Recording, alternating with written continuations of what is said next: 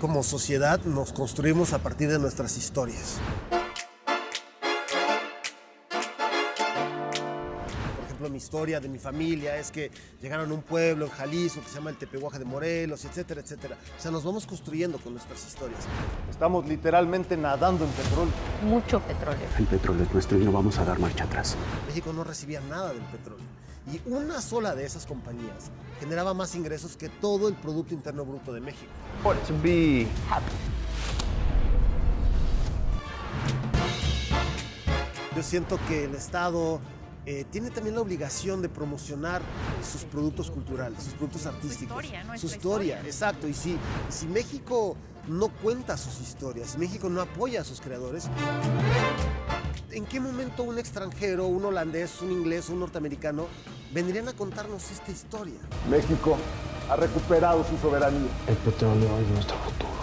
Y esta película se queda como un testimonio para todas las generaciones. Y el cine es un medio poderosísimo para llevar las ideas y las historias a todos lados.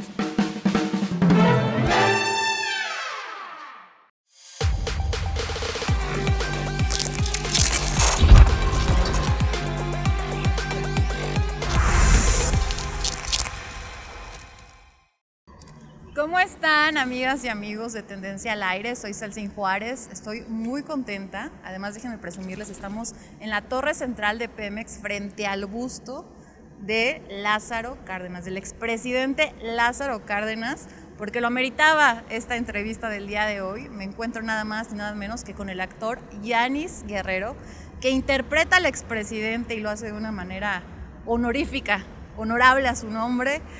Yanis, muchas gracias por acompañarnos. No, pues nada, al contrario, muy feliz, muy orgulloso de estar aquí en este lugar.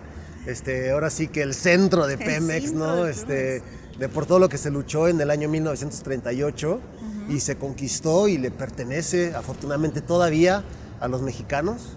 Y todo lo que ha apoyado también Pemex en el desarrollo del país, ¿no? En educación, calles, salud, en fin, infinidad de cosas. Y también algo muy bonito de la película es que no fue el esfuerzo de una sola persona, fue un esfuerzo colectivo y la gente se volcó a apoyar al presidente en ese momento, y creo que eso es muy bonito de rescatar y de rescatar aún hoy en día, ¿no? Que como mexicanos esa unión nos sacó adelante.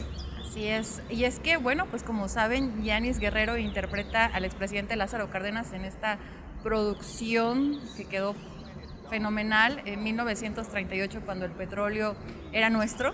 Así Wow, es, ¿no? sí. Padrísimo. Yanis, yo quiero preguntarte así, vámonos directo. ¿Cómo fue grabar en Palacio Nacional? Entrar en las mismísimas oficinas presidenciales. Fue muy emocionante, la verdad que para mí era un sueño grabar en Palacio Nacional. Además es un lugar que tiene toda la historia del país. Tú puedes entrar ahí, tú ves todavía partes de las pirámides mexicas que había ahí, ¿no? En Tenochtitlán, partes de la primera parte que se construyó, luego la parte que se quemó, luego la parte de Juárez, Madero, en fin, todos los presidentes que van ahí andando. Y la verdad fue muy bonito estar sentado en la silla presidencial, en esos palacios llenos de techos dorados y cuadros de todos los artistas mexicanos, y que además es el centro político de México, ¿no? Entonces fue muy emocionante, fue un privilegio, la verdad, gracias al apoyo que recibimos total, porque eso sí tengo que decirlo, nos permitieron grabar todo absolutamente sin ningún problema. Nunca teníamos a nadie diciendo, no, por acá no, esto no se puede hacer. No, era como puertas abiertas. Graben todo, hagan lo que necesiten, obviamente con el cuidado, ¿no? Por supuesto, de toda producción, pues un cuidado extremo con los pisos, con todas las cosas, con todos los objetos, pero no hubiéramos podido recrear en un set el Palacio Nacional. O sea, sentarse ahí, ver la mesa donde realmente sucedieron esas conversaciones, ver los espacios donde realmente se habló de eso, ¿no? Y también algo muy bonito que me gustó de la película es que es cierto, eso sucedió en Palacio Nacional y parece que tiene como mucho ornamentación, ¿no? Mucho dinero, mucho oro, ¿no? Ajá. Sin embargo, Lázaro Cárdenas era del pueblo, era de un pueblito en Michoacán. Muy sencillo. Sí, muy sencillo, ¿no? Entonces también creo como esa parte también muy humana, muy cercana al pueblo, es lo que a mí me gustó mucho, ¿no? Obviamente pues por el puesto, por el poder, por la situación, pues tenía que despachar en Palacio Nacional, pero todas las decisiones eran muy cercanas al pueblo. Yanis, ¿cómo llegaste a interpretar un papel como Lázaro Cárdenas? ¿Cómo fue la preparación física y mental? Fíjate que cuando a mí me invitan al proyecto, obviamente pues me entra como cierta emoción, por supuesto. Roberto Fiesco, el productor, me invitó.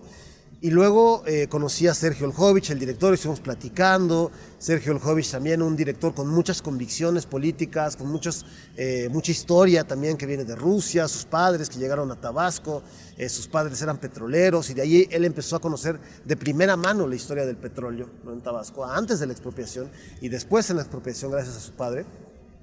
Y entonces él me invita ahí justamente, ¿no?, a conocerlo, y me entra una enorme responsabilidad. Porque pues, es un personaje histórico para México, una de las figuras más importantes. Un ¿no? héroe nacional. Un héroe nacional, un héroe nacional. Entonces es muy interesante, Celsin, porque no hay en esa época, estamos hablando de 1938, no hay todavía películas y grabaciones sonoras del presidente. Hay un par. Está la toma de posesión, hay una recreación que él hizo del discurso de expropiación, pero no hay mucho material de video. Todavía no se usaba eso, ¿no? Todavía no estaba empatado. Claro. Entonces hay algunos videos de películas que vimos, pero realmente el trabajo que hice fue tanto bibliográfico, con sus biógrafos, con sus autores, como de muchas fotografías. Y ahí descubrí algunas cosas, porque yo en las fotografías me di cuenta que él tenía como una mano un poco doblada todo el tiempo, ¿no? Y en una biografía, ¿no? Sí, como una especie de agarre, como que la tenía como muy dura. Y en una biografía descubrí que él había tenido un accidente a caballo y que se había lastimado la mano, ¿no? También la forma de él de ser, que decían la esfinge, ¿no? O sea, que era como una figura muy sobria, muy segura, muy seria, muy casi, ¿cómo decirte? Como de roca, ¿no? De alguna manera. Sí. Y yo quería como humanizarlo, quería mostrar cómo él dudaba, cómo él temía, cómo él podía ser amoroso con su esposa, con su hija, cómo él podía también dudar de lo que iba a pasar, porque no sabíamos qué iba a pasar. Era presidente, pero también hombre de familia, y eso lo retrata también muy bien la película, así que si no la ha visto, aprovecho ahí para que la vayan a ver. Querido Yanis, ¿cuál crees que sea el peso de esta película hoy en día? Por todo el contexto que estamos viviendo. Recientemente lo que sucedió con Donald Trump, ¿no? Estas amenazas de aranceles, este discurso ya del expresidente López Obrador, ¿no?, sobre el rescate de nuestra soberanía, no dejarnos de ningún otro país, ¿no? Él lo dijo muy claro, no somos más, pero tampoco somos menos. ¿Por qué es importante hoy en día ver esta película? ¿Cómo encaja esta película en el contexto actual en el que vivimos? Yo creo que como sociedad nos construimos a partir de nuestras historias, así como personas también, ¿no? Por ejemplo, mi historia de mi familia es que llegaron a un pueblo en Jalisco que se llama el Tepehuaje de Morelos, etcétera, etcétera. O sea, nos vamos construyendo con nuestras historias. Contar esta historia de un momento en el que México le puso un alto a las grandes compañías petroleras, que para tener un contexto, había 17 compañías petroleras que eran dueñas de todo el petróleo que era en México, ¿ok? México no recibía nada del petróleo. Y una sola de esas compañías generaba más ingresos que todo el Producto Interno Bruto de México. Entonces era muchísimo dinero. Eran compañías petroleras poderosísimas. Estamos a las puertas de la Segunda Guerra Mundial, con, digamos, el crecimiento de este sentimiento nacionalista en Alemania, en Inglaterra, y todas estas compañías inglesas, holandesas, norteamericanas, tenían el control total de todos los recursos y todo lo que estaba bajo tierra. Entonces, ponerle un alto a eso, decir, esto que está aquí es de los mexicanos, no se pueden comportar como reyes, como dioses en esta tierra, decidir quién vive, quién muere, robarse las tierras, pagarle una bicoca a la gente. Tienen que regresarle a México lo que se llevan, ¿no? Las compañías petroleras le vendían en más del 130% el producto que se llevaban de México. Sí. Se lo llevaban y se lo revendían 135% más caro, ¿no? Entonces, era un abuso en todos los niveles. Entonces se tenía que poner un alto, pero era muy arriesgado. Veníamos de una revolución 10 años antes, muy sangrienta en México. El país apenas se estaba reconstruyendo. Estados Unidos ya había invadido México. Estaba la guerra a las puertas. No estaba dicho que no hubiera una invasión, de nuevo de Inglaterra, de Francia, de Holanda, que se veían afectadas en sus intereses. Eso podía causar no solo una crisis, sino muchísimas muertes de ciudadanos, en fin. Entonces es una situación política muy compleja y una decisión muy difícil. Claro. Yanis, hay algo que surge ahí como duda en las redes sociales. Si tuviste un acercamiento con el hijo del ingeniero Lázaro Cárdenas, Cuauhtémoc Cárdenas, ¿cómo fue este acercamiento? Si es que lo hubo, como su hijo, si también pues platicó contigo, te ayudó para la interpretación de tu papel. Sí, justamente nos recibió en su casa, Cuauhtémoc Cárdenas. El ingeniero nos recibió, me estuvo platicando mucho, ¿no?, de cómo era su padre. Vi algunos retratos, me comporté fotografías, anécdotas. Sobre todo hizo mucho hincapié en esta cercanía, en esta sencillez que te digo, ¿no? En ser un hombre pues, muy íntegro, ¿no? Con una responsabilidad histórica muy, muy grande. Yo creo que como bien se dijo en su momento, como que se pierde a uno mismo, ¿no? Dejas de ser dueño de ti mismo y eres dueño de este pueblo que te eligió como presidente. Es un cargo muy, muy difícil. Digo, me tocó interpretarlo en la ficción, pero no me puedo imaginar lo que hace en la vida real. Imagínate, ¿no? Y la verdad fue muy, muy, muy generoso en su plática. Le platiqué del libro que estaba leyendo, estaba también su nieto. En fin, la verdad fue muy, muy generoso. Y luego vio la película y le pregunté, oye, ¿qué te pareció? Me dijo, bien, lo hiciste bien. Entonces fue como el mejor cumplido para mí, porque fue un trabajo de casi 4 meses de trabajo para interpretar al personaje. 4. Sí, tuve que subir de peso también, como 12 kilos, que eso no fue lo difícil fue bajarlos después. Y trabajé con Tania Olhovich, una coach de actores también. Estuvimos trabajando sobre las entonaciones de la voz, la manera de platicar, de hablar, viendo muchas películas también de épocas cercanas, como La Rosa Blanca, que habla también de la expropiación petrolera, bueno, de una situación del petróleo, ¿no? También, y entendiendo el país que se vivía, que era un país muy distinto. En la película hay un momento que me gusta mucho, que es donde María Penella, el personaje que interpreta la secretaria de las grandes empresas, les dice, pero es que yo estoy harta de que las mujeres no puedan votar, ¿no? Eso. Y hoy en día te parece como absurdo, ¿cómo, en qué momento, no? Sin embargo, no fue hace tanto. ¿Cómo era posible? Sí. ¿No? ¿Cómo era posible? Pero en el 38 es el mundo en el que vivíamos, ¿no? Sí. Oye, Yanis, además, mira, no sé si quieras entrar como en este tema, sobre las próximas elecciones al poder para elegir a los jueces, magistrados y ministros.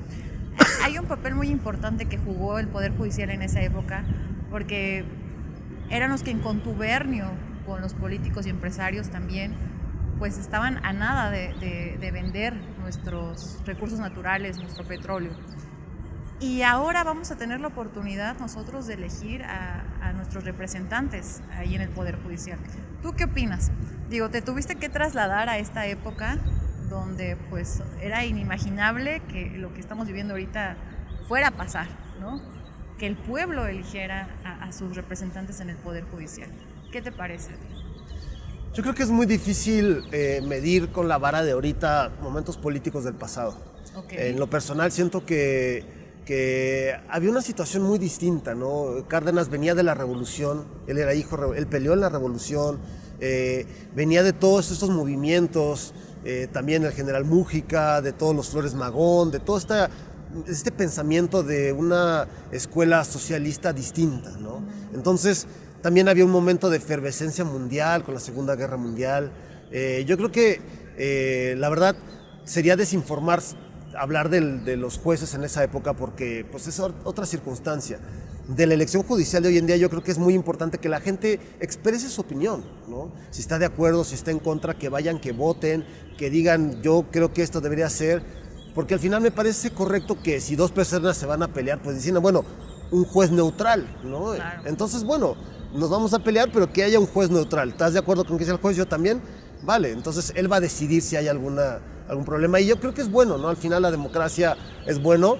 Y yo creo que México va a demostrar un momento de gran madurez política. Y yo espero que todo salga bien y que México avance, que es lo que todos queremos, ¿no? Oye, hace rato decías que fueron 4 meses para prepararte para este papel, pero también estaba leyendo que esta película ya tiene, 20 años pensada, trabajada y que no se había podido llevar a cabo, ¿no? También en 20 años, tú que estuviste dentro, obviamente platicaste con el director, en 20 años pasaron muchas cosas. ¿No? Muchas cosas. ¿Por qué se alargó tanto este proceso? ¿Por qué fue tanto tiempo? Fíjate que el proyecto inició hace mucho tiempo cuando Sergio, el director, quería contar esta historia que le había platicado su padre y que él le había tocado vivir de primera mano. Sergio Olhovich ya tiene 83 años. Uh-huh.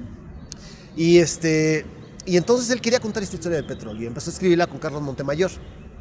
Desgraciadamente Montemayor falleció, el escritor, y él terminó el guión solo y terminó haciendo la historia. Y entonces cuando él busca el financiamiento, él lo que platica, Sergio, es que le cerraban las puertas a los financiamientos, ¿no? Él habla de cierta censura, de ciertas prohibiciones, porque políticamente en esos momentos probablemente se estaba más bien como que entregando, ¿no?, esos recursos. Entonces yo creo que esa película iba en contra de ese discurso, y bueno, lo que platica Sergio, el director, es que eso, que él le cerraron las puertas. Ahora se encontró el financiamiento, pero no fue fácil. El financiamiento se agotó, uno de los inversionistas se salió y tuvo que completar con dinero de por aquí, de por allá, toda la película. Tuvimos que filmarla en 2 etapas. Primero toda la etapa que yo filmé. Casi un año después, tuve que parar casi un año y filmar en la otra parte que le faltaba, que es la parte del periodista y la secretaria, ¿no?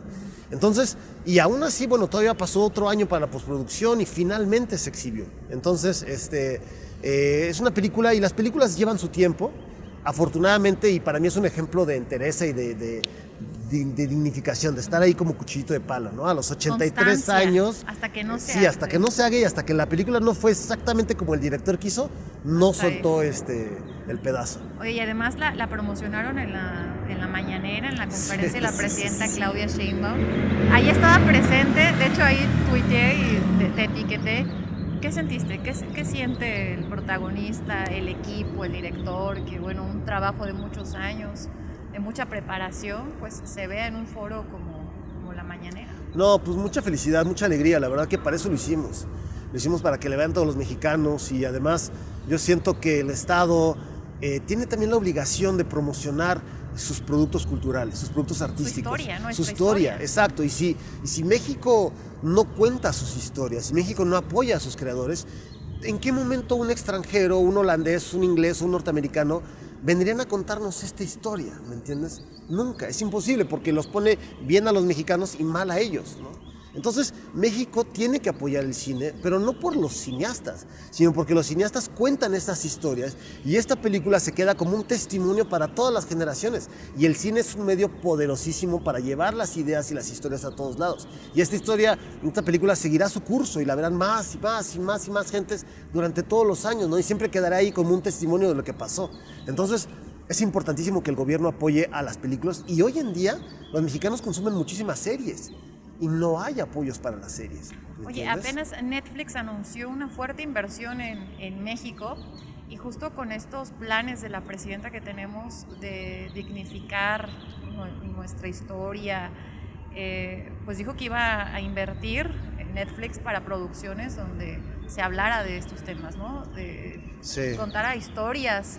Y está muy bien que Netflix invierta, pero de nuevo, si un productor extranjero invierte, ¿no? Entonces vienen los españoles a contarnos la historia de Moctezuma, ¿me entiendes? Vienen de otros lados a contarnos nuestras historias. Están invirtiendo, sí, pero ¿cómo las cuentan esas historias? Entonces, como ellos quieren contarlas y están en su derecho, pues es su dinero, ¿no? Al fin y al cabo, ¿no?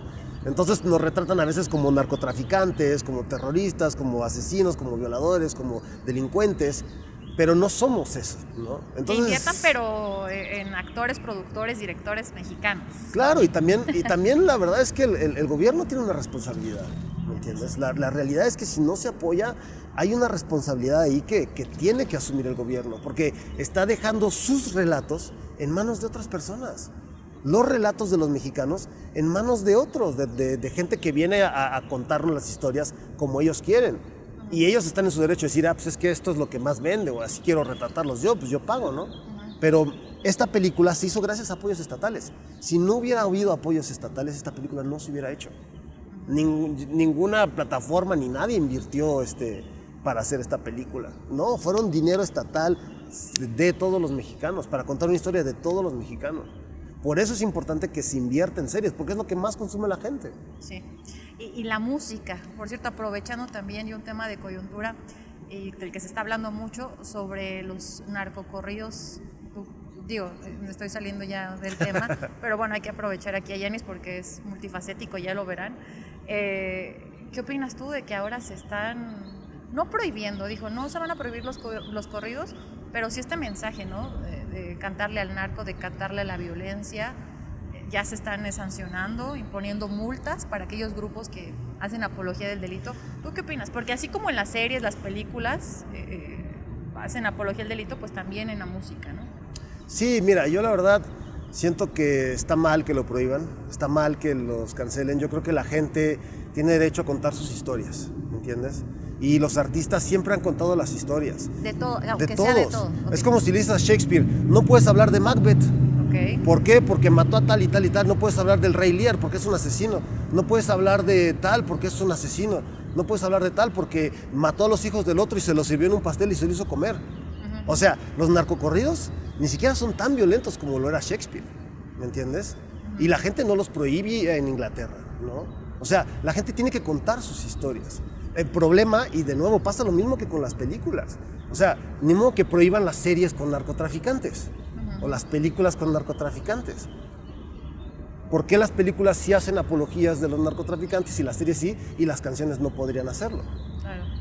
Es como que rayan. Y el problema de fondo es que los jóvenes, su única manera de ganar dinero es hablar de esos temas. Entonces, o sea, las canciones, mira, Peso Pluma fue número 1 mundial. Entonces, obviamente, pues necesitan más apoyo, necesita que el gobierno haga, por ejemplo, este concurso nacional de música, pero que dé mucho más apoyo para que los jóvenes desarrollen sus disqueras, para que los jóvenes compongan, compren sus instrumentos. Hacer música es muy caro, tener un programa para hacer música, hacer cine también. Los jóvenes no tienen ni las computadoras ni las herramientas para hacer eso. Entonces, pues si les pagan el de aquí, el de allá, por ir a tocarlas en sus fiestas, pues lo tienen que hacer porque ellos quieren hacer música y porque les compongan esos corridos. A veces son las propias personas que dicen, te pago para que me compongas un corrido. Sí. Y de eso... Son los mismos criminales los que pagan. O las mismas personas. Entonces, ¿los jóvenes qué hacen? ¿Cómo puedes luchar? O sea, el gobierno está mal que lo prohíba. A mí se me hace como un poco... ¿Excesivo? No excesivo, pero diría como que no está viendo el problema. O está deslindándose del problema. Como que quiere acabar con el resultado. Cuando realmente el problema es que no hay ningún apoyo para los músicos en México. No hay ningún apoyo para las series que no son violentas, que no son narcoseries, son narcopelículas, no hay ningún apoyo para eso. Entonces... Bueno, sí, es importante que lo digas, lo menciones, ¿no? Para que nuestra audiencia y también quien nos vea, pues sepa, ¿no? Y yo creo que son espacios en donde se puede mejorar. Sí, totalmente. Oye, Yanis, pues muchas gracias por estos minutos. Antes de que nos vayamos a otra sorpresa que les tenemos, quiero que invites a nuestro público para que vean la película 1938, Cuando el petróleo fue nuestro, que todavía está en cartelera, está en cines, y yo creo que no tarda en estar en plataformas también. Ayer vi que está Movie como próximamente, y también en otras de streaming, porque a lo mejor, no es que no tengo tiempo, pero ya pronto estará. A toda la gente que está viendo el programa, los invito a ver 1938, Cuando el petróleo fue nuestro, una película que retrata la gesta histórica del presidente Lázaro Cárdenas para recuperar nuestro petróleo y nuestra dignidad. Véanla muy pronto en plataformas, todavía está en cines, todavía está en la Cineteca, vayan a verla. Muy bien. Oigan, y pues pasándonos a otro tema, yo les dije que Yanis era un estuche de monerías, ¿no? Bueno, actor, productor, ahorita me estaba contando, pero también es escritor y acaba de pues publicar su más reciente libro, Pequeños Guerreros Mexicas, que además vean la portada, ven qué bonito está. Cuéntame de qué va Pequeños Guerreros Mexicas, mi querido Yanis. He visto en tus redes sociales que has estado ya promocionándolo, que también trata de dignificar, ¿no? Este pasado que tenemos, pero además para los más pequeños, historias para los más pequeños, que eso es lo importante. Sí, así es, justamente, fíjate que me di cuenta que no había historias para los niños de 0 a 10 años, de 0 a 8 años, que hablaran con dignidad y belleza y amor y cariño de toda esta parte del pasado que tenemos, ¿no? De los mexicas, de toda esta época prehispánica. Y me di cuenta que todos los relatos que estaban asociados a eso eran relatos muy violentos. Eran relatos muy sangrientos, de matanzas, de cosas por el estilo. Y yo no quería transmitir eso, ¿no? Yo no quería transmitir eso a los más pequeños. Entonces, creé una historia en donde son dos personajes, que es Efra y Valentina, que son estos que están aquí, que es Efra y Valentina, que ellos viven en el presente, en la Ciudad de México. y viajan al pasado y conocen a Yoali y a Cuautli. Ellos son niños mexicas. Entonces viajan al pasado y viven aventuras y conocen la cultura, conocen los alimentos, conocen el arte, la poesía, mientras están luchando también contra animales que les quieren quitar la cosecha. En fin, es una historia divertida, de aventuras para los más pequeños, y justamente lo que quería era dignificar esa parte de la cultura, que los padres tuvieran una herramienta para dárselo a los niños, y afortunadamente ha funcionado muy bien. Los niños les fascina porque justamente son como especie de superhéroes pequeños, mexicanos, chiquitos, que se transforman. Además, sí. Que se transforman en guerrera jaguar, guerrero águila, guerrero quetzalcóatl y guerrera loba. Entonces se transforman y tienen cascos y trajes y poderes y hacen cosas mágicas. Ellos viven en la Ciudad de México y justamente aquí por eso la portada, Sí, ¿no? Está la torre, el pasado y el presente, ¿no? Y ellos viajan al mismo lugar en donde viven en la Ciudad de México, pero 500 años antes, ¿no? Entonces sí, justamente... Qué imaginación. Ay, no pasa nada. Mira, justamente Mira aquí qué es bonito. un poquito... No sé si...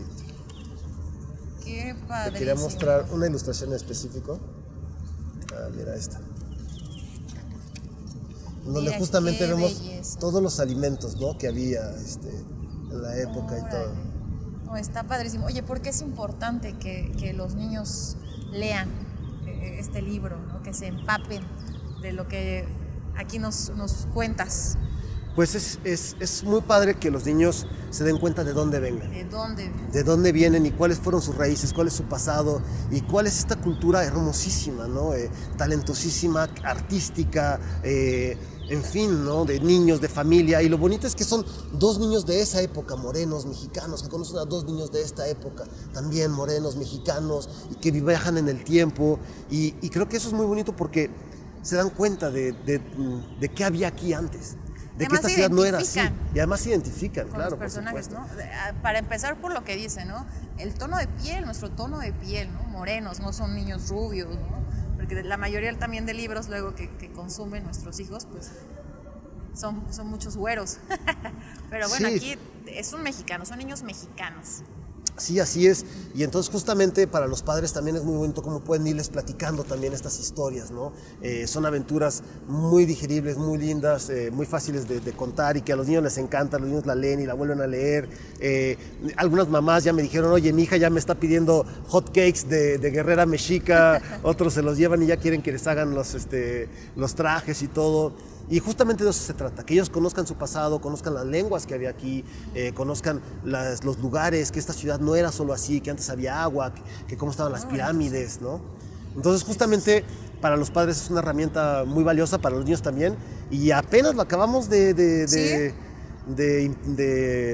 publicar con la editorial Cuentos Artesana. Miren, la parte de la cocina típica mexicana, el molcajete con el guacamole. Sí, el estos son todos los arrocito. platillos que venían de los mexicas también y que seguimos comiendo hoy en día. Y que están juntamente con la abuela que les está transmitiendo todo esto. Y estos son los dijes que los hacen viajar en el tiempo. Muy bien. Pues a mí ya me dio curiosidad por leerlo y para leérselo a mi pequeño que tengo en casa. Lo va a disfrutar mucho. Yanis, ¿dónde lo pueden encontrar? ¿Dónde lo pueden comprar? ¿Está en línea en Amazon? Está en línea en el Instagram de Pequeños Guerreros Mexicas, pequeños, no se pudo poner la ñ, Pequeños Guerreros Mexicas. Ahí nos pueden contactar y ahí les enviamos el enlace para que nos lo compren. Sí, apenas estamos entrando a librerías, también vamos a entrar en Amazon y otros lugares, pero todavía no estamos ahí, apenas, es que está literal recientito. Pues aprovechen y pídanlo ahí, contacten a Yanis. Pues muchas gracias nuevamente. Gracias, Celsi. Te agradezco de todo corazón. Gracias a Pemex por prestarnos el lugar. Gracias al ingeniero Pemex, Cárdenas. ¿Qué tal? Oye, al general ahorita si iba a Cárdenas. hacer foto, te hubiera pedido que te vinieras aquí personificado. Y era mucho, Sí, ¿verdad? sí. Pero miren, ¿no? Sí. No, me quien lo pusieron interpretó. prostéticos en las orejas. Sí, te vi así, dije, la parte de no. acá, aquí en los dientes también, en la parte de la mandíbula también me pusieron como extensiones. Traía una especie de botarga. Fueron como varias horas de maquillaje, de preparación todos los días. Fue un trabajo muy padre, la verdad, muy bonito. Pues muchas felicidades. Muchas gracias. felicidades y qué bien interpretaste a un muchas héroe gracias. nacional. Hice lo al mejor que pude. Expresidente Lázaro Cárdenas del Río. Así es. Pues muchas gracias a todos por acompañarnos. Por favor, no olvide dejar su like, comentar, compartir. Es importante que comparta para que se difunda este material, este contenido. Y Nos vemos en la próxima.